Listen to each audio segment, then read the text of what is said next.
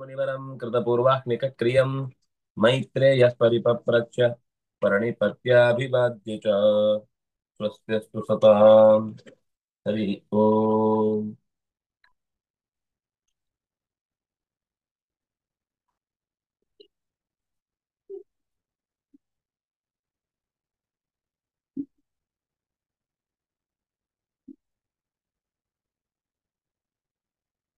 ಪೂರ್ವದ ಮಾತುಗಳಲ್ಲಿ ನರಕದ ವಿಷಯಗಳನ್ನ ಪ್ರಸ್ತುತಪಡಿಸಿ, ಅಂದ್ರೆ ಕೆಳಗಿನ ಲೋಕಗಳ ವಿವರಣೆಯನ್ನು ಕೊಡ್ತಾ, ದೇವತೆಗಳಿಗೆ ಅಲ್ಲಿ ಪ್ರವೇಶ ಇಲ್ಲ, ಅಂದ್ರೆ ಅವರು ಅಲ್ಲಿಗೆ ಯಾವತ್ತೂ ಬರುವವರೇ ಅಲ್ಲ. ಅವರಿಗಂಥ ಆ ದೋಷಗಳ ಪರಿಹಾರಕ್ಕೆ ಅವ್ರು ನರಕಕ್ಕೆ ಹೋಗುದಲ್ಲ, ಅವರು ಭೂಲೋಕಕ್ಕೆ ಬಂದ್ರೇನೆ ಅವರಿಗೆ ಅತ್ಯಂತ ದೊಡ್ಡದಾದ ಶಿಕ್ಷೆಯಾಗಿ ಅದು ಪರಿಣಾಮ ಹೊಂದುತ್ತೆ. ಆದ್ರಿಂದಾಗಿ ಇದೆಲ್ಲ ರಾಕ್ಷಸರು ಮತ್ತು ಮನುಷ್ಯರನ್ನ ಆವರಿಸುವಂತವುಗಳು ಅನ್ನೋದನ್ನ ಹೇಳಿದ್ರು ಹಿಂದೆ. ಏತೇ ಚಾನ್ಯೇಚ ನರಕಾ ಶತಶೋಥ ಸಹಸ್ರಶ, ಕೆಲವೆಲ್ಲ ಇನ್ನು ನೂರಾರು ಸಾವಿರಾರು ಲಕ್ಷಗಟ್ಟಲೆ ಇದೆ, ಕೆಲವೆಲ್ಲ ಹೊಸತು ಆಡ್ ಆಗುತ್ತೋ ಗೊತ್ತಿಲ್ಲ. ತಪ್ಪುಗಳ ಸ್ವರೂಪ ಬೇರೆ ಆದ ಹಾಗೆ. ಯೇಷು ದುಷ್ಕೃತ ಕರ್ಮಾಣ ಪಚ್ಯಂತೆ ಯಾತನಾಗತಾ, ಯಾತನಾ ಶರೀರವನ್ನು ಹೊಂದಿದಂತಹ ದುಷ್ಕರ್ಮಗಳಿಗೆಲ್ಲ ಕರ್ತೃಗಳಾದವರಿಗೆಲ್ಲ ಇಲ್ಲಿ ದೋಷಗಳಿಗೆ, ಅನ್ಯಾಯಗಳಿಗೆ ಶಿಕ್ಷೆಯನ್ನು ಅನುಭವಿಸ್ತಾರೆ. ಯಥೈವ ಪಾಪಾನಿ ಏತಾನಿ ತಥಾನ್ಯಾನಿ ಸಹಸ್ರಶಃ ಉಜ್ಜಂತೆ ತಾನಿ ಪುರುಷೈಃ ನರಕಾಂತ ನರಕಾಂತರ ಗೋಚರೈಃ. ಈ ಪಾಪಗಳಿಗೆಲ್ಲ ಇಂತಹ ಅನ್ಯಾನಿ ಸಹಸ್ರಶಃ, ಇಂತಹ ನೂರಾರು ಸಾವಿರಾರು ಬೇರೆ ಬೇರೆ ರೀತಿಯ ಪಾಪಗಳನ್ನು ಕೂಡ ಇಲ್ಲಿ ನರಕಾಂತರ, ಇದು ಬಿಟ್ಟು ಅನ್ಯಂ ನರಕಂ, ಇದು ಬಿಟ್ಟು ಬೇರೆ ನರಕಾಂತರಗಳಲ್ಲಿಯೂ ಕೂಡ ಅವರು ದುಃಖವನ್ನು ಅನುಭವಿಸ್ತಾರೆ. ವರ್ಣಾಶ್ರಮ ವಿರುದ್ಧಂತೂ ಕರ್ಮ ಕುರುವಂತಿ ನರಾಹ ಕರ್ಮಣ ಮನಸ ವಾಚ ನಿರೇಶು ಪತಂತಿತೆ.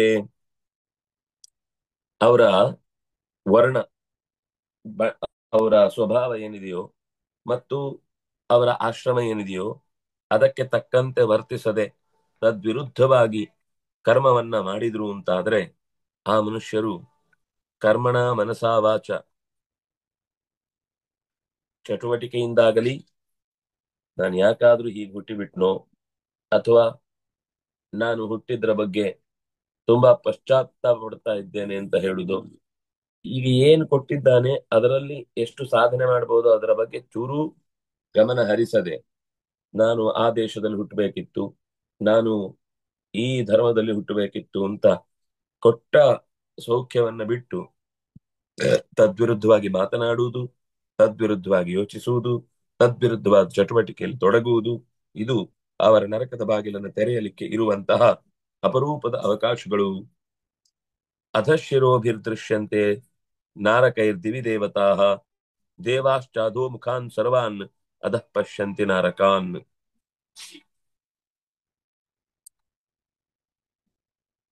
ಕೆಲವು ಕೆಳಮುಖವಾಗಿರುವಂತಹ ನರಕಗಳಿವೆ. ಅವರು ಆ ಸ್ವರ್ಗದ ಲೋಕದಲ್ಲಿರುವ ದೇವತೆಗಳನ್ನ ನೋಡ್ತಾರಷ್ಟೆ ಹೊರತು ಅಲ್ಲಿಗೆ ಬರ್ಲಿಕ್ಕೆ ಅವರಿಗೆ ಅಂತಹ ಅವಕಾಶ ಸಿಗುದಿಲ್ಲ, ತಪ್ಪುಗಳ ಪರಿಣಾಮದಿಂದ. ಅದು ಇನ್ನೂ ಒಂಥರ, ಬೇರೆಯವ್ರು ಸುಖವಾಗಿರುವುದನ್ನು ನೋಡಿದಾಗ ಇನ್ನೂ ಹೊಟ್ಟೆ ಹೊರ್ಕೊಂಡು ಪ್ರಾಣ ಬಿಡ್ತಾರೆ ಅವರು. ಇನ್ನು ಕೆಲವರನ್ನ ಕೆಳಗಿನ ಲೋಕದಲ್ಲಿ ಇನ್ನೂ ಕಷ್ಟಗಳನ್ನ ಅನುಭವಿಸುವಂತಹ ಸ್ಥಿತಿಯಲ್ಲಿ ಇದ್ದವರನ್ನ ತೋರಿಸ್ತಾರೆ. ಅಧಶಿರೋಭಿ ದೃಶ್ಯಂತೆ ನಾರಕೈಹಿ ದಿವಿ ದೇವತಾ, ನಾರಕಿಗಳು ದಿವಿ ಸ್ವರ್ಗದಲ್ಲಿರುವ ದೇವತಾ, ದೇವತೆಗಳ ಪರಿಚಯವನ್ನು ಮಾಡಿಕೊಳ್ತಾರೆ. ದೇವಾಶ್ಚ, ಕೆಲವರು ದೇವತೆಗಳು ಕೂಡ ಕೆಳಮುಖದಲ್ಲಿರುವಂತಹ ನರಕ, ಈಗ ನರಕ ದರ್ಶನ ಮಾತ್ರ ಅವರಿಗಿರುವ ಒಂದು ದೋಷ ಅಂದ್ರೆ ಪಾಪ ಇರುತ್ತೆ, ಅವರು ನರಕ ದರ್ಶನಕ್ಕೋಸ್ಕರ ಒಂದ್ಸರ್ತಿ ನೋಡ್ತಾರಷ್ಟೆ. ಇನ್ನು ಕೆಲವರಿಗೆ ಸ್ವರ್ಗ ನೋಡುವ ಮಾತ್ರ ಭಾಗ್ಯ ಇರುತ್ತೆ, ಅಲ್ಲಿ ಏನು ಪುಣ್ಯ ಮಾಡ್ತಾರೆ ಆದ್ರೂ ಸ್ವರ್ಗ ನೋಡುವ ಭಾಗ್ಯ. ಸ್ವರ್ಗವನ್ನು ನೋಡಿ ಅದು ನೋಡಿ ಸುಖ ಆಗುತ್ತೆ. ಆದ್ರೆ ಅದರ ಪರಿಣಾಮ ಏನಿರುತ್ತೆ ಅಂದ್ರೆ ಅದು ಇನ್ನಷ್ಟು ನಮ್ಗೆ ಆ ಸುಖ ಸಿಗ್ಲಿಲ್ಲಲ್ಲ ಅಂತ ವ್ಯಥೆ ಪಡುವುದೇ ಅದರ ಇನ್ನೊಂದು ಮುಖವಾಗಿರುತ್ತೆ. ಸ್ಥಾವರ ಕ್ರಿಮಯೋಬ್ಜಾಶ್ಚ ಪಕ್ಷಿಣ ಪಶವೋ ನರಾಹ ಧಾರ್ಮಿಕಾಸ್ತ್ರಿದಶಾಸ್ತದ್ವತ್ ಮೋಕ್ಷಿಣಶ್ಚ ಯಥಾಕ್ರಮಂ. ಎಲ್ಲದಕ್ಕೂ ಮೋಕ್ಷ ಇದೆ. ಸ್ಥಾವರಗಳು, ಕ್ರಿಮಿಗಳು, ನೀರಿನಲ್ಲಿ ಹುಟ್ಟಿದವುಗಳು, ಆಕಾಶದಲ್ಲಿ ಓಡಾಡುವಗಳು, ನೆಲದಲ್ಲಿ ತಿನ್ನುವಂಥವುಗಳು, ತಿನ್ನುವುದರಲ್ಲಿ ಎರಡು ಕಾಲಲ್ಲಿ ಓಡಾಡುವವುಗಳು, ಅದರಲ್ಲಿ ಯಾರು ಧಾರ್ಮಿಕರಿದ್ದಾರೋ ಮತ್ತು ಯಾರು ದೇವತೆಗಳ ಸಾಲಿನಲ್ಲಿದ್ದಾರೋ ಅವರು ಕ್ರಮವಾಗಿ ತಮ್ಮ ತಮ್ಮ ಶರೀರಗಳನ್ನು ಕಳಚಿಕೊಂಡ ಬಳಿಕ ಉತ್ತಮವಾದ ದಾರಿಯ ಕಡೆಗೆ ಸಾಗ್ತಾರೆ. ನರಕ ಭೋಗವಾದ ಅನಂತರ ಏನಾಗುತ್ತೆ ಅಂತ ಇಲ್ಲಿ ಹೇಳಿದ್ದು. ಕೆಲವರು ಯಥಾಕ್ರಮಂ, ಕೆಲವರು ಸ್ಥಾವರವಾಗಿದ್ದಾರೆ, ಕೆಲವರು ಕ್ರಿಮಿಗಳಾಗಿ ಹುಡ್ತಾರೆ, ಇನ್ನು ಕೆಲವರು ನೀರಿನಲ್ಲಿದ್ದವರು ಹುಡ್ತಾರೆ, ಪಕ್ಷಿಗಳಾಗ್ತಾರೆ, ಪಶುಗಳಾಗ್ತಾರೆ. ಅದು ಕ್ರಮವಾಗಿ ಮೇಲ್ಮೇಲಿನ ಲೋಕಕ್ಕೆ ಹೋಗಿ ಅದರಲ್ಲಿ ದೇವತಾ ಯೋಗ್ಯತೆ ಇದ್ದವನಾದ್ರೆ, ಅಂದ್ರೆ ಉಪದೇವತೆಗಳಿರ್ಬಹುದು, ಅವಾಂತರ ದೇವತೆಗಳಿರ್ಬಹುದು, ಮುಖ್ಯ ದೇವತೆಗಳಾಗಿ ಹೋಗುವವರು ಯಾರು ಕೂಡ ನರಕಕ್ಕೆ ಬಿದ್ದಿರುವುದಿಲ್ಲ. ಕೇವಲ ಮನುಷ್ಯರಲ್ಲಿ ಸ್ವಲ್ಪ ಉತ್ತಮ ಸ್ಥಿತಿಯಲ್ಲಿದ್ದವರು ನರಕಕ್ಕೆ ಹೋಗಿ ಬರಬಹುದು. ಅವರು ಮೇಲಿನ ಲೋಕದ ಸ್ಥಾನಕ್ಕೆ ಹೋಗ್ಲಿಕ್ಕೆ ಬೇಕಿರುವಂತಹ ಪುಣ್ಯವನ್ನು ಮಾಡಿದ್ದಾರೆ ಅಂತಂದ್ರೆ ತ್ರಿದಶರಾಗ್ತಾರೆ. ಅವರು ಉತ್ತಮ ಜೀವಿಗಳಾಗಿದ್ರೆ ಮೋಕ್ಷಕ್ಕೂ ಕೂಡ ಹೋಗ್ತಾರೆ.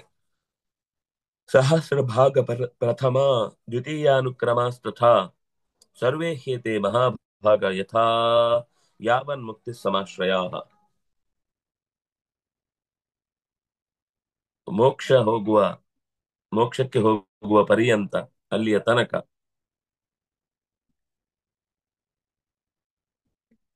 ಎಷ್ಟು ಅದ್ಭುತ ಅಂದ್ರೆ, ಮೋಕ್ಷಕ್ಕೆ ಹೋಗುವ ತನಕ ಪ್ರತಿಯೊಬ್ಬರಿಗೂ ಪ್ರತಿಯೊಬ್ರು ಕೂಡ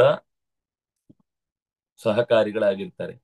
ಯಾರ ಸಹಕಾರ ಇಲ್ಲದೆ ನಾನು ಮೋಕ್ಷಕ್ಕೆ ಹೋಗ್ತೇನೆ ಅಂತ ಅನ್ನೋದು, ಸ್ವಾವಲಂಬಿ ಅನ್ನುವ ಶಬ್ದದ ಅರ್ಥ ತಿಳ್ಕೊಳ್ಳದೆ ಅದನ್ನ ಹೇಗೆಗೋ ಬಳಸಿ ನಾನು ಸ್ವಾವಲಂಬಿ ಅಂತ ಮಾತಾಡಿದ್ರೆ ಅವನು ಪಡಿಬೇಕಾದ ಸೌಖ್ಯವನ್ನ ಪಡೆಯದೆ ದುಃಖಕ್ಕೆ ಈಡಾಗ್ತಾನೆ.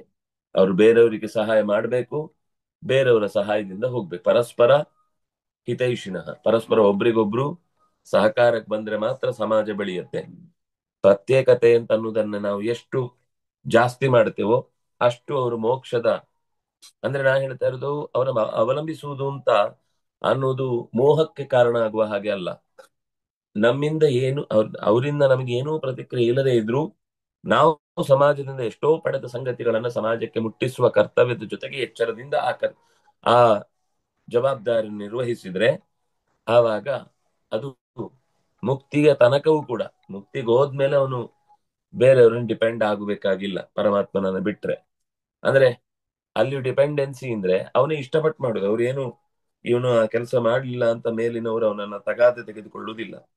ಆದ್ರೆ ಸಮಾಜದಿಂದ ನಾವು ಉಪಕೃತರು ಅಂತ ಅಂದ್ಮೇಲೆ ಸಮಾಜಕ್ಕೆ ಅಗತ್ಯವಾದ ಕಾರ್ಯಭಾರ ನನ್ನಿಂದ ಆಗ್ಬೇಕಾದದನ್ನ ನಾನು ಮಾಡಿದ್ರೆ ಮಾತ್ರ ಮೋಕ್ಷಕ್ಕೆ ಹೋಗ್ಲಿಕ್ಕೆ ಸಾಧ್ಯ. ಆದ್ರಿಂದಾಗಿ ಸಾವಿರಾರು ಜೀವನಗಳಲ್ಲಿ, ಜನ್ಮಗಳಲ್ಲಿ, ಲಕ್ಷಾಂತರ ಶರೀರಗಳಲ್ಲಿ ಚಲಿಸಿದ ಬಳಿಕವೂ ಕೂಡ ಸಮಾಜದ ಋಣ ತೀರಿಲ್ಲ ಅಂದ್ರೆ ಅವನು ಮೋಕ್ಷಕ್ಕೆ ಹೋಗ್ಲಿಕ್ಕೆ ಆಗುದಿಲ್ಲ. ಆದ್ರಿಂದಾಗಿ ಸರ್ವೇ ಹೇತೆ ಮಹಾಭಾಗ ಯಾವನ್ ಮುಕ್ತಿ ಸಮಾಶ್ರಯ. ತುಂಬಾ ಒಳ್ಳೆಯ ಮಾತು.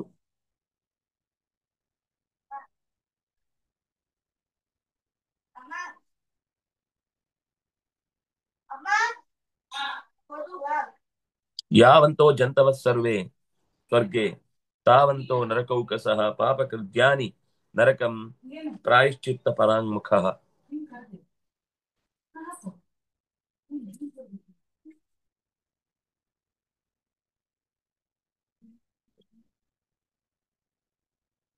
ಯಾರು ಅಂದ್ರೆ ಎಷ್ಟು ಜನ ಸ್ವರ್ಗದಲ್ಲಿ ಇರ್ತಾರೋ, ಸ್ವರ್ಗದ ಸೌಖ್ಯವನ್ನು ಅನುಭವಿಸ್ತಿರ್ತಾರೋ ಅಷ್ಟೇ ಆ ಜನ ಅಥವಾ ಅಷ್ಟೇ ಕಾಲ ನರಕದಲ್ಲೂ ಇರಬೇಕಾದ ಪರಿಸ್ಥಿತಿ ಬರುತ್ತೆ ಪಾಪದಿಂದಾಗಿ.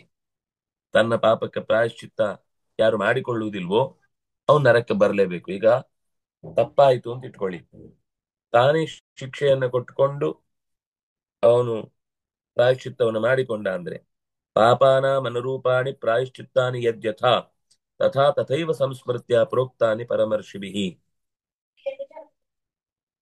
ಯಾರು ತನ್ನ ತನ್ನ ಪಾಪಗಳಿಗೆ ತಾನೇ ಪಶ್ಚಾತ್ತಾಪ ಪಟ್ಟು ಪ್ರಾಯಶ್ಚಿತ್ತವನ್ನು ಮಾಡಿಕೊಳ್ತಾ ಹೋಗ್ತಾನೋ, ಅದಕ್ಕೆಲ್ಲ ಪ್ರಾಯಶ್ಚಿತ್ತಗಳನ್ನು ಹೇಳಿದ್ದಾರೆ ಪರಮರ್ಷಿಗಳು. ಅದು ಅನುರೂಪವಾದದ್ದಾದ್ರೆ, ಆ ಪಾಪ ಮಾಡಿದ್ದಕ್ಕೆ ಅನುರೂಪವಾದ ಪ್ರಾಯಶ್ಚಿತ್ತ ಆದ್ರೆ ಅವನು ಮತ್ತೆ ನರಕಕ್ಕೆ ಹೋಗ್ಬೇಕಾದ ಅವಶ್ಯಕತೆ ಇಲ್ಲ. ಆದ್ರೆ ಯಾರು ಆ ಪಾಪಗಳನ್ನು ಮಾಡಿದ ಮೇಲೆ ಪ್ರಾಯಶ್ಚಿತ್ತ ಮಾಡಿಕೊಳ್ಳದೆ ತಪ್ಪಿಸಿಕೊಳ್ಳಿಕ್ಕೆ ಎಷ್ಟು ಪ್ರಯತ್ನ ಪಡ್ತಾನೋ ಅಷ್ಟು ಅವನು ನರಕದಲ್ಲಿ ಹೆಚ್ಚು ಕಾಲ ತನ್ನ ಸಾಧನೆಯ ಕಾಲವನ್ನ ಕಳ್ಕೊಂಡು ಅಲ್ಲಿ ಟೈಮ್ ಕಳಿಬೇಕಾಗುತ್ತೆ. ಅದಕ್ಕೆ ಸಾಧ್ಯವಾದಷ್ಟು ತಪ್ಪು ಮಾಡದೇ ಇರುವುದು ಜಾಣತನ. ತಪ್ಪು ಮಾಡಿದ್ರೂ ಪಶ್ಚಾತ್ತಾಪದಿಂದ ಪ್ರಾಯಶ್ಚಿತ್ತ ಮಾಡ್ಕೊಳ್ಳೋದು ಎರಡನೇದು. ಮೂರನೇದು ಅನಿವಾರ್ಯವಾಗಿ ನರಕಕ್ಕೆ ಹೋಗಿ ಅಲ್ಲಿಯೂ ಕೂಡ ಭಗವಂತನನ್ನು ವಿರೋಧಿಸದೆ ಅದಕ್ಕೆ ತಕ್ಕ ಶಿಕ್ಷೆಯನ್ನು ಅನುಭವಿಸಿ ಬರ್ತೇನೆ ಅಂತ ಒಪ್ಪಿಕೊಂಡ್ರೆ ಅದು